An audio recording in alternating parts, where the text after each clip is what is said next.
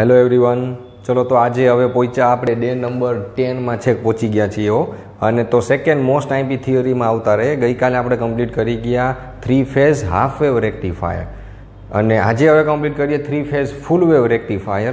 તો કાલનું તમારે હવે અત્યારે તમે એક કામ કરો કે કાલે તમે જેટલું વર્ક કરી ગયા છો ને એ પહેલાં નોટબુકમાં ઓપન રાખો, બરોબર છે? તો એ કમ્પેર કરતા જાઓ આની સાથે, તો વધારે પરફેક્ટ ડિટેલ ખબર પડશે. પણ સાચે કરી ગયા હશો તો નોટબુક ખુલ્લી રાખશો ને. હવે તો બસ બાકી તો આપણે ક્યાં 6-7 એસપીઆઈ આવી જશે, ક્યાં ચિંતા છે, પાસ જ થવું છે ખાલી. 3 ફેઝ ફૂલ વેવ રેક્ટિફાયરમાં આવતા રહે. તો કાલની ડાયાગ્રામ જે હતી એની એક ડાયાગ્રામ, કેમ કે ટ્રાન્સફોર્મર તો 3 ફેઝ જ રહેવાનું, એટલે એમાં કાંઈ જ ચેન્જ નથી કરતા. ડેલ્ટા સ્ટાર ટ્રાન્સફોર્મર છે 3 ફેઝ, રાઈટ? હવે એટલી તો ખબર પડી જ ગઈ હોય ને, હવે 5th સેમ આવ્યો એટલે આવું બધું સમજાવવું ના પડવું જોઈએ ખરેખર, તો ખાલી ખોટો વિડીયોની લેન્થ વધે. તો પછી ગઈકાલે મેં તમને 3 ફેઝ હાફ વેવમાં એમ કીધું હતું કમ્પલસરી સેકન્ડરી વાઇન્ડિંગ જે છે એ સ્ટાર કનેક્ટેડ જ હોવું જોઈએ. Secondary winding should be in star, compulsory. શું કામ? કેમ કે સ્ટારમાં ન્યુટ્રલ ટર્મિનલ હોય અને આપણે કાલે જોઈ ગયા કે બધો કરંટ રિટર્ન થાય તો ન્યુટ્રલમાંથી જ થાય છે, રાઈટ? તો અને હવે આ ફૂલ વેવ રેક્ટિફાયર છે, તો ફૂલ વેવ રેક્ટિફાયરમાં કરંટને રિટર્ન કરાવવા માટે પાછો બીજો ડાયોડ મૂકી દીધો. એટલે એક ફેઝમાં કરંટ એક ડાયોડ જે છે એ લોડ તરફ લઈ જશે અને એક ડાયોડ લોડમાંથી પાછો લઈ આવશે. એટલે એક ફેઝ માટે 2 ડાયોડ જોશે. હવે સમજી ગયા? અને જો સિંગલ ફેઝ ફૂલ વેવમાં એમ જ હતું ને કે તમે જેવા ફૂલ વેવમાં આવ્યા 2 ડાયોડ તમે મૂકી ગયા હતા. આ તો આ 3 ફેઝ છે તો એના ઇન્ટુ 3 કરી દો. So we will require total 6 number of diodes. એટલે એક ફેઝ માટે 2 ડાયોડ, એક કરંટને લોડ તરફ લઈ જશે અને બીજો ડાયોડ જે છે લોડમાંથી બહાર, એટલે કે કરંટ બહારે લઈ આવશે પાછો. તો એના માટે આપણે જોઈએ તો આ ડેલ્ટા સ્ટાર ટ્રાન્સફોર્મર છે. હવે આપણે રેક્ટિફાયર, અને આ પણ અનકન્ટ્રોલ્ડ જ છે કેમ કે ડાયોડ જ છે, તો અનકન્ટ્રોલ રેક્ટિફાયર માટે આપણે કામ કરીએ, આપણે કેમ તમે બ્રિજ ડ્રો કરતા હતા એમ 3 ફેઝ માટેનો બ્રિજ ડ્રો કરી દેવાનો છે. ચાલો તો બ્રિજ ડ્રો કરતા શીખવાડી દઉં. તમારે ખાલી 6 ડાયોડ જે છે ને એને અરેન્જ કરી દેવાના છે, દેટ્સ ઇટ. જેમ બને એમ નાની સર્કિટ થાય તો આપણે વર્કિંગને બધું લખી શકીએ એવું રાખીએ. ઓકે, તો બ્રિજ આપણે એવી રીતે બનાવીએ, 2 ડાયોડ એકબીજા સાથે કનેક્ટ કરી દીધા. એક આ આર ફેઝ માટે, સિમિલરલી વાય ફેઝ માટે,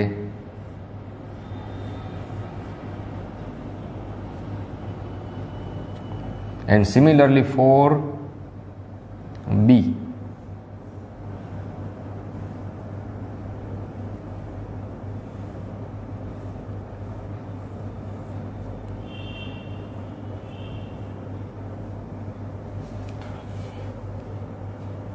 ચાલો તો લાઈવ ડાયાગ્રામ ડ્રો કરીએ એટલે તમને આઈડિયા આવતો થાય. 2 ડાયોડ બધા એકબીજા સાથે કનેક્ટ કરી દીધા, બધાના એનોડ ટર્મિનલ કોમન કરી દો અને બધાના ઉપરનાના કેથોડ ટર્મિનલ કોમન કરી દઈએ. તમે ડાયોડને નામ ગમે તે આપી શકો છો, બટ આપણે તો બુક પ્રમાણે જ આપીએ. શું કામ? કેમ કે વર્કિંગ પછી એ પ્રમાણે રહીએ ને, કંઈ નામ ઉપરથી એનું વર્કિંગ નથી. D1, D2, D3 આપણે આમ આપીએ, એન્ડ D4, D5, D6. અને જેટલા લોકોએ આગળનું હજી હાફ વે કમ્પ્લીટ નથી કર્યું ને ડાયરેક્ટ આ વિડીયો ના જોયો, ખાલી ખોટું. પેલા આગળનું કમ્પ્લીટ કરે ને પછી જ આમાં આવે તો જ ડિટેલ ખબર પડશે. ચલો તો આ બ્રિજ ખબર પડી ગઈ. બ્રિજ સાથે આપણે કનેક્ટ કરી દઈએ લોડ. તો લોડ આવી રીતે કનેક્ટ કરી દેશો કે ઉપરના ડાયોડનું જે આ ટર્મિનલ છે એમાં લોડનો પ્લસ ટર્મિનલ કનેક્ટ કરી દો અને માઇનસ ટર્મિનલ નીચેના બધા ડાયોડ સાથે. દેટ્સ ઇટ, આપણી ડાયાગ્રામ કમ્પ્લીટ. એટલે કે આને કરી દઈએ એક્સ, આને કરી દઈએ વાય. તો ઇનપુટની પોઝિટિવ અપ સાયકલ આવે કે નેગેટિવ આવે, એમાં આર ફેઝનું આવે કે વાય ફેઝની આવે, લોડમાંથી તો એક જ ડાયરેક્શનમાં કરંટ ફ્લો થવો જોઈએ, which is X to Y. તો જ આને ડીસીમાં કન્વર્ઝન કર્યું કહેવાય, તો જ એક ડાયરેક્શન થાય ને ભાઈ ડીસી એટલે. ચલો આ બ્રિજ ખબર પડી ગઈ. રેક્ટિફાયર તો એટલો જ છે, આ તો ટ્રાન્સફોર્મર છે. તો આને સિક્વન્સમાં કનેક્ટ કરી દો. ફર્સ્ટમાં આર કનેક્ટ કરી દઈએ, સેકન્ડમાં વાય કનેક્ટ કરી દઈએ અને થર્ડમાં બી કનેક્ટ કરી દઈએ. અને આ રીતે ટર્મિનલ ડોટ બતાવી દેજો એટલે ખબર પડે કોનું ક્યાં કનેક્શન છે. બ્રિજ દર્શાવવાની જરૂર નથી, છેડા ઠેકાડતા નહીં ખાલી ખોટા. તો ફર્સ્ટમાં કનેક્ટ કરી દીધો આર, બીજામાં કનેક્ટ કરી દીધું વાય અને પછીનામાં કનેક્ટ કરી દીધો બી, રાઈટ. તો આટલી સર્કિટ થઈ ગઈ. તો આ થશે સર્કિટ ડાયાગ્રામ ઓર કન્સ્ટ્રક્શન તમે એને કહી શકો. પછી વર્કિંગ માટે કાલે મેં આવી જ રીતે અહીંયા નીચે જ લખાવેલું હતું કે કયો ડાયોડ કન્ડક્ટ થશે. તો જોજો હવે ડાયોડ કન્ડક્ટ્સ કાલનું જ લખાવું છું. whose anode is most positive. જે ડાયોડનો એનોડ સૌથી વધારે પોઝિટિવ હશે ને એ ડાયોડ કન્ડક્ટ થશે, પણ શેમાં? પોઝિટિવ હાફ સાયકલમાં. તો નેગેટિવ હાફ સાયકલમાં આમ જ હોય ને. In negative half cycle that diode will conduct whose cathode this time, not anode, anode નહીં, cathode is most negative. જોજો સમજો હવે શેમાં પણ નેગેટિવ હાફ સાયકલમાં, કેમ કે હવે આ ફૂલ વેવ રેક્ટિફાયર આપ્યું ને, તો ફૂલ વેવ રેક્ટિફાયરનો મતલબ જ છે કે પોઝિટિવમાં આઉટપુટ મળવું જોઈએ, નેગેટિવમાંય મળવું જોઈએ. પણ પોઝિટિવ હોય કે નેગેટિવ હોય, આઉટપુટ તો એક જ ડાયરેક્શનમાં પોઝિટિવ સાઈડ જ મળવું જોઈએ. જેમ કે આપણે ફૂલ વેવ રેક્ટિફાયરમાં હતું. જો ફૂલ વેવ રેક્ટિફાયરનો હું તમને વેવફોર્મ લોડ કરાવી દઉં એટલે તમને એ આઈડિયા આવે, ખબર પડતી થાય ફૂલ વેવ. ચાલો હાર્યું જોવો જોઈએ. એટલે પોઝિટિવ હાફ સાયકલ છે તોય આઉટપુટ પોઝિટિવમાં, નેગેટિવ હાફ સાયકલ છે તોય આઉટપુટ તો પોઝિટિવમાં છે. વળી પાછી બીજી પોઝિટિવ હાફ સાયકલ આવી તોય આઉટપુટ પોઝિટિવમાં. એટલે ઇનપુટ આવી રીતે છે તોય આઉટપુટ તો આમ જ રહેશે, લોડમાંથી એક્સ ટુ વાય. એટલે જ તો આને રેક્ટિફાયર કીધું, એટલે જ તો એસીનું ડીસી બનાવે છે. સમજી ગયા હશો? તો હવે એટલે તને ફૂલ વેવ કીધું, પોઝિટિવમાં કન્ડક્ટ થશે, નેગેટિવમાં કન્ડક્ટ થશે. પણ પોઝિટિવમાં કોણ કન્ડક્ટ થશે? જેનો એનોડ સૌથી વધારે પોઝિટિવ હોય. અને નેગેટિવમાં કોણ કન્ડક્ટ થશે? જેનો કેથોડ સૌથી વધારે નેગેટિવ હોય. પોઝિટિવમાં જેનો એનોડ સૌથી વધારે પોઝિટિવ હોય અને નેગેટિવમાં જેનો કેથોડ સૌથી વધારે નેગેટિવ હોય. એક કામ કરીએ આપણે, અંડરલાઈન કરી દે એટલે ખબર પડે. whose anode is most positive. અને આમાં કરીએ whose cathode is most negative in negative half cycle. ચાલો હવે સમજાઈ જશે. તો આટલી સર્કિટ ખબર પડી ગઈ હશે, રાઈટ. તો હવે થોડુંક આપણે કામ કરીએ, આપણે વેવફોર્મની જરૂર પડશે.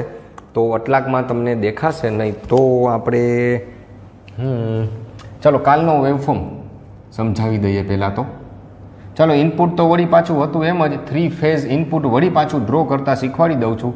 બટ આઈ થિંક તો આ ફ્રેમની બહાર વહી જશે, તો થોડુંક સેટ કરી દે તમને આખું બોર્ડ દેખાય એના માટે. ચલો આટલું તમે લખી શકો છો. આપણે આટલો પાર્ટ જે છે એ કાઢી નાખીએ તો તમને ત્યાં દેખાય. ચલો એક જ મિનિટ.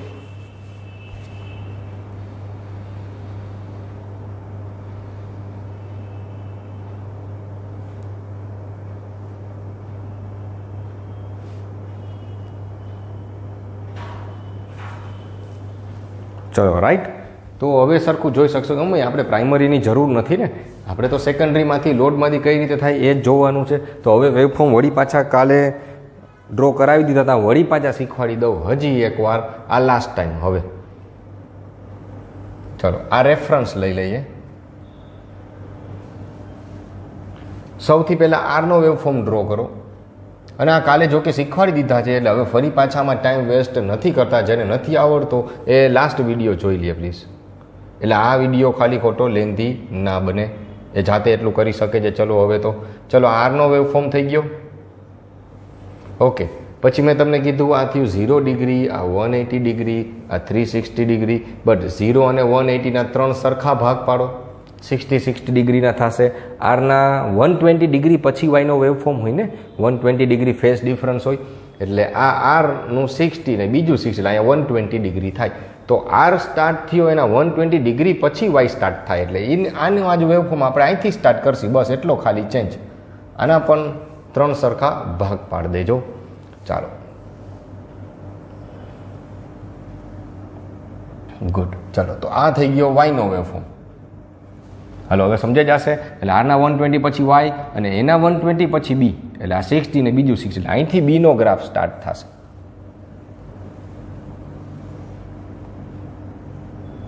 ચાલો આ થઈ ગયો બીનો વેવફોર્મ, આર વાય એન્ડ બી. અને આગળ જે છે એક્સટેન્ડ કરી દો, મેક્સિમમની બારે ના જાય એ ખાસ ધ્યાન રાખજો. તો બધા નોટબુકમાં લાઇનિંગ હશે એટલે વાંધો ના પડે. ચલો, તો આ વાયના વેવફોર્મને આગળ એક્સટેન્ડ કરો. તો વાયના વેવફોર્મને એક્સટેન્ડ કરી અહીંયા મેક્સિમમ થઈ જાય છે, મેક્સિમમથી ઘટીને પાછો આટલો થઈ જશે. બીનો વેવફોર્મને એક્સટેન્ડ કરો, આ બેની વચ્ચોવચ્ચ આવશે એક્ઝેક્ટ સેન્ટરમાં અને આ પોઈન્ટમાંથી પાસ થશે અને અહીંયા સુધી જ જવા દેજો, મેક્સિમમથી થોડોક નીચે રહેશે. આ અહીંયા કેટલો ગેપ છે, એટલો ગેપ અહીંયા રહેવો જોઈએ. ચાલો લ્યો, તો એના પ્રમાણે ગેપ રાખી દઈએ આપણે. ચલો, આ થઈ ગયા perfect three phase waveform, but it is input. તો હવે ઇનપુટની સાપેક્ષે આઉટપુટ શું આવશે? બટ આઉટપુટ હવે પોઝિટિવમાં આવશે, નેગેટિવમાં આવશે. અને અહીંયા જે વેવફોર્મ છે મેં તમને કાલે કીધું, આ ખાલી ડાયોડ કન્ડક્શનના વેવફોર્મ છે અને તમારી બુકમાં પણ ડાયોડ કન્ડક્શનના વેવફોર્મ જ આપ્યા જો. એના પછીનો ખરેખર આઉટપુટનો વેવફોર્મ આપ્યો નથી, પણ હું તમને બતાવીશ. ચલો, તો પહેલાં પોઝિટિવ હાફ સાયકલ કમ્પ્લીટ કરી લઈએ, પછી નેગેટિવ કરી લઈએ. તો પોઝિટિવમાં તો ગઈકાલનું જ હતું. આમાં જોવું જોઈએ સૌથી વધારે પોઝિટિવ કોણ દેખાય છે. આ ઝીરોથી સ્ટાર્ટ કરીએ એમ ધીરે ધીરે કરતાં આગળ વયા જ આવતી જોઈએ. તો આ પોઈન્ટ ઉપર એના ઇન્સ્ટન્ટના નામ પણ આપી શકીએ આપણે. આ ઇન્સ્ટન્ટને નામ આપી દઈએ ઇન્સ્ટન્ટ 1, આને નામ અપાશે ઇન્સ્ટન્ટ 2. પછી અહીંયાથી પણ નામ આપવું પડશે ઇન્સ્ટન્ટ 3, કેમ કે અહીંયા નેગેટિવવાળું હવે આપણે જોવું પડશે ને. અહીંયા પોઝિટિવવાળો મોટો થઈ જાય છે એટલે 4, આના માટે 5, અહીંયા આ પોઝિટિવ વધારે થાય છે એટલે 6, આના માટે 7. બસ આટલામાં તો સમજી જવા જોઈએ. ચાલો, તો ઇન્સ્ટન્ટ નંબર 1ની વાત કરીએ. તો ઇન્સ્ટન્ટ નંબર 1 ઉપર જોજો સૌથી વધારે આર તો 0 છે. આ સૌથી વધારે પોઝિટિવ છે. આ વેવફોર્મ છે, પણ એ કોનો છે વેવફોર્મ? બીનો વેવફોર્મ છે. હવે સમજા, તો બી સાથે કયો ડાયોડ કનેક્ટેડ છે? હા, પોઝિટિવમાં D3. તો D3 કન્ડક્ટ થશે, કેમ કે બી ફેઝ છે ને સૌથી વધારે પોઝિટિવ હશે એટલે એ ડાયોડ જ કન્ડક્ટ થાય. એટલે બધાને ભેગા કર્યા હતા. ચલો, તો જેટલું ઇનપુટ એટલું આઉટપુટ, જેટલું ઇનપુટ એટલું જ આઉટપુટ. આટલું ઇનપુટ દેખાય છે તમને, તો એટલું જ સામે આઉટપુટ. ચાલો, ડન. હવે ખબર પડી ગઈ. બટ આ જે છે ને આ ડાયોડ કન્ડક્શન છે. કયો ડાયોડ કન્ડક્ટ થયો તો? D3. પણ આ પોઈન્ટ ઉપરથી જો ઇન્સ્ટન્ટ 2 ઉપર આર ધીરે ધીરે ઇન્ક્રીઝ થાય છે ને, બટ એક પોઈન્ટ ઉપર એને ક્રોસ કરી દીધો. બીનો વેવફોર્મ ડિક્રીઝ થતો તો આરનો વેવફોર્મ ઇન્ક્રીઝ થતો. તો આ પોઈન્ટ ઉપર આરનો વેવફોર્મ વધારે મોટો થઈ ગયો ને, આરની વેલ્યુ વધી ગયેલા. અહીંથી આરની વેલ્યુ ઇન્ક્રીઝ થઈ જાય છે.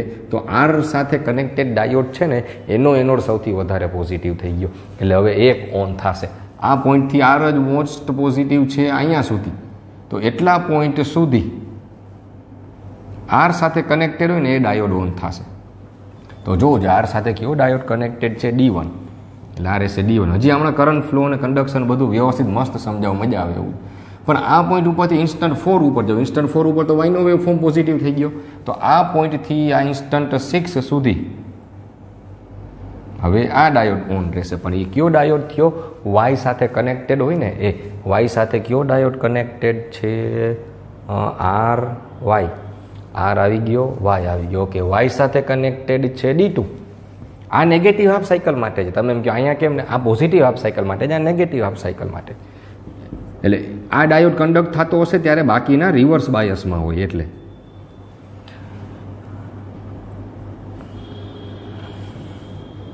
આ ડાયોડ કન્ડક્શનના ડાયાગ્રામ છે. વળી પાછું કહી દો. અને આ પોઈન્ટ ઉપર જો ઇન્સ્ટન્ટ 6 ઉપર વળી પાછો બી મોટો થઈ ગયો ને, તો આ પોઈન્ટથી છેક લગભગ અહીંયા સુધી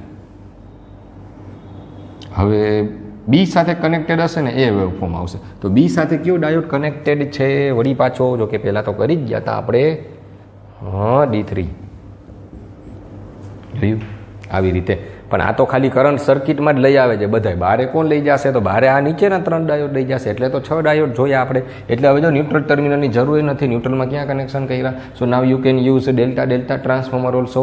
સેકન્ડરીમાં ડેલ્ટા હોય એવું ટ્રાન્સફોર્મર પણ ચાલે. હવે તો 4માંથી ગમે તે કરી શકો. હાલો, એટલી ખબર પડી ગઈ. તો આ પોઝિટિવ હાફ સાયકલ માટે હતું. અને પણ નેગેટિવ હાફ સાયકલમાંય કરંટ ફ્લો ચાલુ રહેશે. હવે એ સમજાવવું છું. હવે નેક્સ્ટ, જો આટલું તો હતું જ આપણે. હવે નેક્સ્ટ ન્યૂ સમજીએ. જોજો હવે નેગેટિવમાં માર્ક કરો. હવે નેગેટિવ હાફ સાયકલમાં જો, પણ નેગેટિવ હાફ સાયકલમાં મેં લખાયું એ પ્રમાણે whose cathode is most negative that diode will conduct. જે ડાયોડનો કેથોડ સૌથી વધારે નેગેટિવ હશે એ ડાયોડ કન્ડક્ટ થાય. તો વેવફોર્મ ઉપરથી જ આવડે ને ભાઈ. જો સૌથી વધારે નેગેટિવ અહીંયા તમને દેખાય તો આ વેવફોર્મ છે. આ પોઈન્ટથી આ પોઈન્ટ સુધી. પણ એ વેવફોર્મ કોનો છે? વાયનો વેવફોર્મ છે. તો આ પોઈન્ટ સુધી કયો ડાયોડ કન્ડક્ટ થશે? જોવો જોઈએ વાય ને વાય સાથે જે કનેક્ટેડ છે એ કન્ડક્ટ થશે. તો ચેક કરો જોઈએ વાય સાથે કયો ડાયોડ કનેક્ટેડ છે. વાય સાથે કયો કનેક્ટેડ છે પણ નેગેટિવમાં હો. વાય સાથે નેગેટિવમાં કનેક્ટેડ છે D5. જોયું આવી રીતે થશે આ D5. પણ ક્યાં પોઈન્ટ સુધી? અહીંયા સુધી જ વાય સૌથી વધારે નેગેટિવ છે.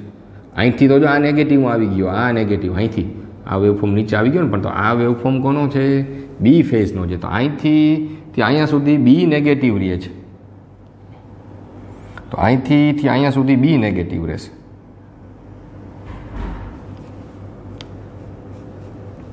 ચાલો હવે સમજાય છે વેવફોર્મ આવી રીતે હોય. તો બી સાથે કયો વેવફોર્મ એટલે કે કોણ કનેક્ટેડ છે? બી સાથે કયો ડાયોડ કનેક્ટેડ છે? નેગેટિવ વાળો D6. અહીંયા આવશે D6. પણ અને અહીંથી જોવો હવે અહીંયા સુધી બી હતો પણ હવે નેગેટિવ જોવો જોઈએ કોણ થાય છે? આ આર વાળો નેગેટિવ થઈ જાય છે. જોયો એટલે અહીંથી આ વેવફોર્મ ઓન થશે. હવે આર વાળો અહીંથી આ પોઈન્ટ સુધી. તો આટલો વેવફોર્મ આવશે. એ વેવફોર્મ આર નો થશે.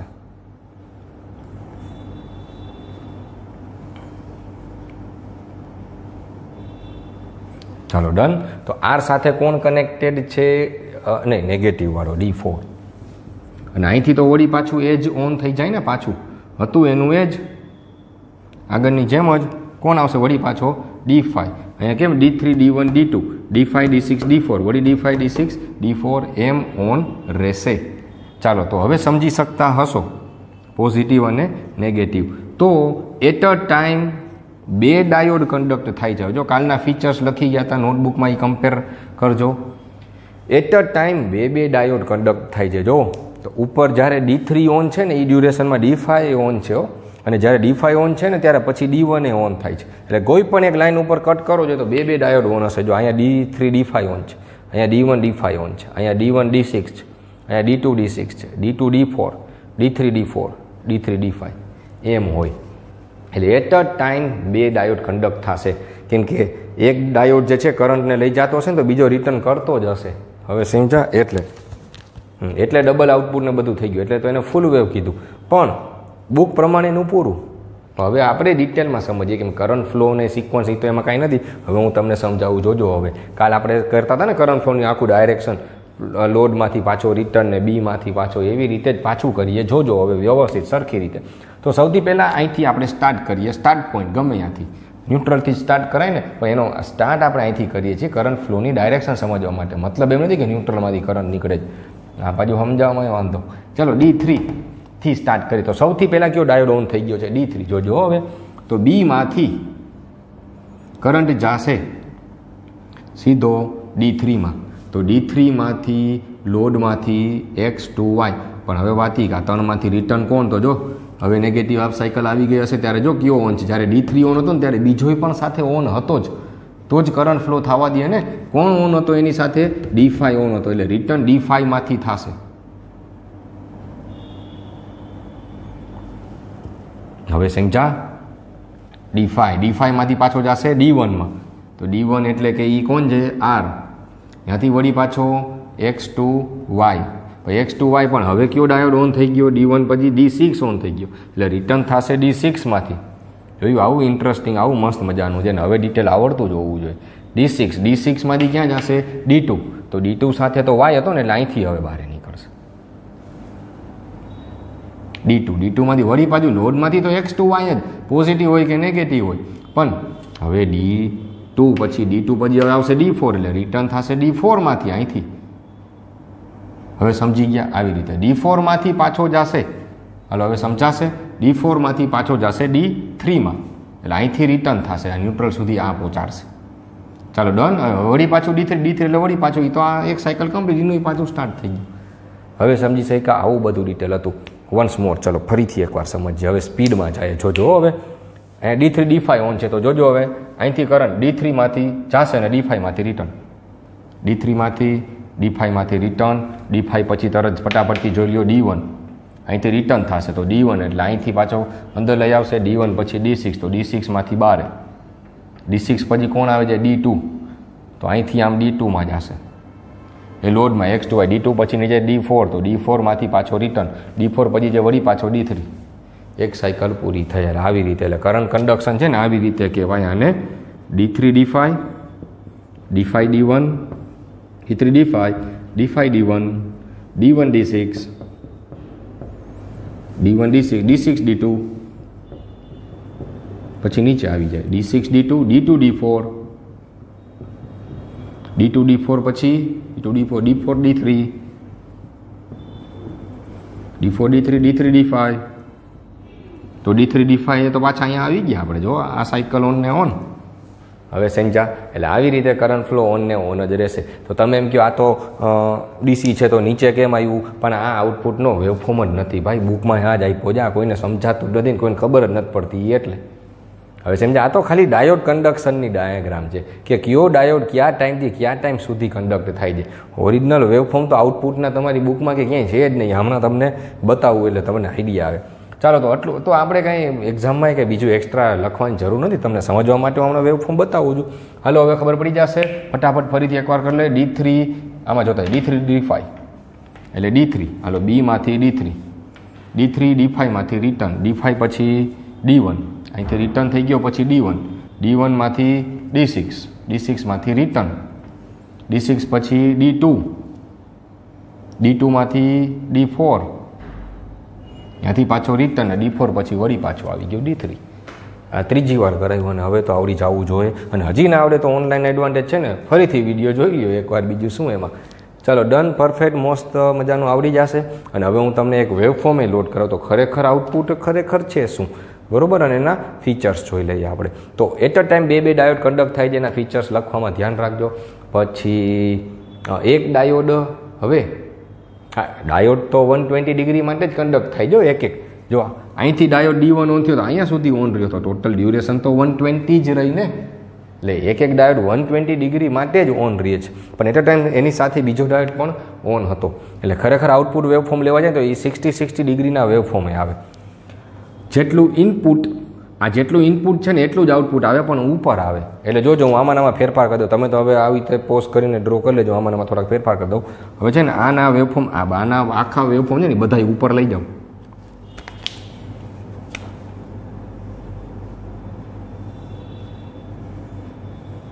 જોકે મેક્સિમમ સરખું રહીએ.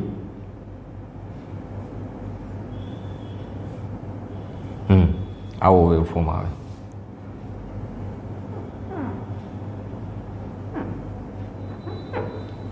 એટલે વેવફોર્મ છે ને ખરેખર આવી રીતે આવશે જો ફૂલ વેવમાં. હવે સમજી ગયા, આ એનો પ્રોપર વેવફોર્મ છે. આ ડાયોડ D3 હતો તો આ D5 છે, આ ડાયોડ D1 છે તો આ D6 છે, આ ડાયોડ D2 છે એટલો તો આ નીચેનો ઉપર આવી ગયો D4 છે, આ D3 છે તો હવે આવશે વળી પાછું D5 એન્ડ સો ઓન. હવે સમજાય એટલે ઓરિજિનલ વેવફોર્મ આવી રીતે આઉટપુટ આ કહેવાય. તો દર વખતે પોઝિટિવમાં જ મળે ને, પણ મળે છે 60 ડિગ્રી માટે જ, રાઈટ? ઓકે, તો હવે એની એવરેજ લેશો ને તો પહેલાં કરતાં પણ વધારે આવશે, કેમ કે ગઈકાલે જો અહીંયા આટલો ખાંચો હતો, અહીંયા આઉટપુટ નહોતો અને હવે આઉટપુટ આવી ગયો. જેમ સિંગલ ફેઝના ફૂલ વેવમાં થતું હતું ને એવી રીતે જ થાય છે. સો આઈ હોપ કે આટલું ડિટેલ સમજાયું હવે તો આવડી જવું જોઈએ. અને આગળના ફીચર્સને આની સાથે કમ્પેર કરી દઈએ, રાઈટ? તો અને હાલો ચલો વ્યવસ્થિત રીતે આઉટપુટ બતાવો, બટ મારે આ રિમૂવ તો કરવું જ પડશે. તો ચલો આ સર્કિટને એ બધું કાઢી નાખીએ હવે, અને એના ફીચર્સ લખાવી દઉં એક. તો તમારું કામ એ છે કે તમે ઓલા ફીચર્સ જે બધા હતા ને ગઈકાલે હાફ વેવના, એ બધા ફીચર્સ તમે રિવાઇઝ કરજો ઝડપથી, અને એનો નામાં શું ફેર પડ્યો ને એ આપણે એક જોઈ લઈએ. ત્યાં સુધીમાં હું તમને એક ડાયાગ્રામ આપી દઉં ને ઝડપથી, વેવફોર્મ તમે જોતા થાવ ત્યાં સુધીમાં. 3 phase full wave, 3 phase full wave, નહીં તો 6 ફેઝ છે. આ રહી, યસ, પરફેક્ટ ડાયાગ્રામ. જોવો છો એ ડાયાગ્રામ, હવે સમજા જોયું? ઉપરના વેવફોર્મ ઇનપુટ છે, એની નીચેની બીજી ડાયાગ્રામ છે એ તો આપણે ડ્રો કરી ગયા, સેમ ટુ સેમ એ જ બનાવેલી છે. અને જોયું ને આટલું મસ્ત મજાનું કામકાજ કર્યું છે, અને તમે જો ધ્યાન ના આપો તો ક્યાંથી હાલે. અને એની નીચેનો છે ને એ ખરેખર આઉટપુટ છે, જોઈ લ્યો હવે વેવફોર્મ. હવે સમજા આઉટપુટ આવી ગયો ને, પોઝિટિવમાં જ રહે ખરેખર આઉટપુટ વેવફોર્મ. એ ત્રીજેનો નીચેનો વેવફોર્મ છે ને થર્ડ એ છે. એટલે ઉપર જે છે એ ઇનપુટ છે, નીચે જે છે એ ડાયોડ કન્ડક્શનની ડાયાગ્રામ છે, ક્યાંથી ક્યાં સુધી ડાયોડ કન્ડક્ટ થાય. હવે નીચે જે છે ને એ આઉટપુટ વેવફોર્મ છે. રાઈટ, તો તમે તો પોઝ કરીને એ ડ્રો કરી શકો છો એક્સ્ટ્રા નોલેજ માટે. અને ત્યાં સુધીમાં આપણે એના ફીચર્સ લખાવી દઈએ. ચાલો, તો ફીચર્સની અંદર આવતા રહે તો કાલે લખ્યા હતા ને એ જ બધા ફીચર સેમ ટુ સેમ, ખાલી મેં તમને અડધા તો કહી દીધા, પણ આપણે આના પ્રમાણે જ જાય ને. ચાલો, આ એમ કે છે એટ અ ટાઈમ 2 ડાયોડ કન્ડક્ટ્સ, એ તો આપણે હમણાં જ જોઈ ગયા ને. એક ડાયોડ જે છે એ 120 ડિગ્રી માટે જ ઓન રહે છે, એ પણ જોઈ ગયા. પછી થર્ડ, હું કાલે લખી ગયા હતા કે ઓનલી પોઝિટિવ હાફ સાયકલમાં જ કરંટ ફ્લો થાય, જ્યારે આમાં positive as well as negative બે હાફ સાયકલ દરમિયાન કરંટ ફ્લો થશે. પછી ફોર્થ જે છે એ રિપલ ફેક્ટર, તો એનાથી બહુ ઓછું છે ને, અને બરોબર એ આપણે જોઈ ગયા ને કેટલું છે, તો એ તો હવે યાદ રહી ગયું હોય કદાચ મોટે, 0.004 એટલે કે 4% ખાલી. એટલે રિપલ ફેક્ટર એટલે આઉટપુટમાં એસીનું પ્રમાણ. રેક્ટિફાયર એસીનું ડીસી બનાવે છે, પણ પ્યોર ડીસી નહીં હોય, થોડા ઘણા પ્રમાણમાં એસી રહી જાય. તો કેટલા પ્રમાણમાં છે એને કહેવાય રિપલ ફેક્ટર. તો રિપલ ફેક્ટર બહુ ઓછું છે, સૌથી ઓછું. તો એને લીધે ફિલ્ટરનો ઉપયોગ જ ના કરવો પડે, ફિલ્ટરનો સીધો ખર્ચો બચી જાય, કેમ કે એ પ્યોર ડીસી જ કહેવાય. 4% હોય તો એ તો ચાલે. અને એની એફિશિયન્સી 99.8% કદાચ આ યાદ રહી ગઈ હોય તો. પછી ઈડીસી કાલે લખાઈ ગયા હતા 1.17 કેપિટલી, 1.17 એક્ઝેક્ટ ડબલ કરી નાખો 2.34 કેપિટલી, અને આ પણ આપણે ડિરાઈવ કરશી, સાબિત કરશી. પછી પીઆઈવી તો સેમ જ રહે છે, હાલો યાદ છે ને એ તો. અને ડાયોડનો એવરેજ કરંટ પણ IDC/3 જ રહેશે. આ પીઆઈવી કાલે સમજાવી દીધેલું હતું, પીક ઇન્વર્સ વોલ્ટેજ. રાઈટ, તો આટલું તમારે ડિટેલમાં લખવું પડશે. આ મોસ્ટ ટાઈમ થિયરી છે ને પૂછાશે જો, 3 ફેઝ હાફ કા 3 ફેઝ ફૂલ, અને સૌથી વધારે વાર આ જ પૂછાયેલું છે. સો આઈ હોપ કે આટલું ડિટેલ સમજાયું તમને આવડી ગયું હશે. આટલું વર્ક કમ્પ્લીટ કરતા થાવ. Thank you.